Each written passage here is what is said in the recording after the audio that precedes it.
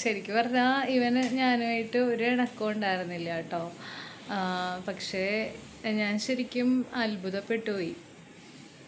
പെട്ടെന്ന് എൻ്റെ എന്താ പറയുക, പെട്ടെന്ന് എൻ്റെ തലയിലേക്ക് അവൻ കയറി അങ്ങോട്ടിരുന്നു. സാധാരണ ഞാൻ വിളിച്ചാൽ അങ്ങനെ വരാറില്ല, അങ്ങനെയായിരുന്നു. പക്ഷേ എനിക്ക് തോന്നുന്നു കുറച്ച് ദിവസമായിട്ട് ഞാൻ ഇവനായിട്ട് ഇൻട്രാക്റ്റ് ചെയ്യുന്നുണ്ടായിരുന്നു.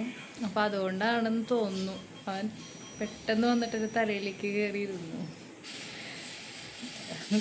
കുട്ടിയായിരുന്ന സമയത്തൊക്കെ ഇതുപോലെ ബേർഡ്സിനൊക്കെ കാണുമ്പോൾ പിടിക്കാനൊക്കെ ഒരുപാട് ആഗ്രഹിച്ചിട്ടുണ്ട്. പക്ഷേ നമ്മൾ ഇണക്കി വളർത്തുന്ന കിളികളല്ലല്ലോ നമ്മൾ സാധാരണ കാണുന്നത്. അതുകൊണ്ട് തന്നെ കിളികളെയൊന്നും എടുക്കാനായിട്ട് സാധിച്ചിട്ടുണ്ടായിരുന്നില്ല. പിന്നെ ഒരിക്കൽ ഒരു പച്ചിലക്കുടുക്കാൻ എന്ന് പറഞ്ഞിട്ട്, അത് ഞങ്ങളുടെ നാട്ടിലൊക്കെ അങ്ങനെയാണ് പറയുക. പച്ച കളറാണ്. ഇങ്ങനെ കാക്കകളൊക്കെ ഇതിനെ കൊത്തുന്ന സമയത്ത് അതിങ്ങനെ ചോരയിൽ കുളിച്ച് നിൽക്കുമായിരുന്നു. അപ്പോൾ ആ സമയത്ത് ഞാൻ അതിനെടുത്ത് മഞ്ഞളൊക്കെ ഇട്ട് എൻ്റേതായ രീതിയിൽ ഞാൻ അതിനെ പ്രൊട്ടക്റ്റ് ചെയ്യാണ്ട് നോക്കി.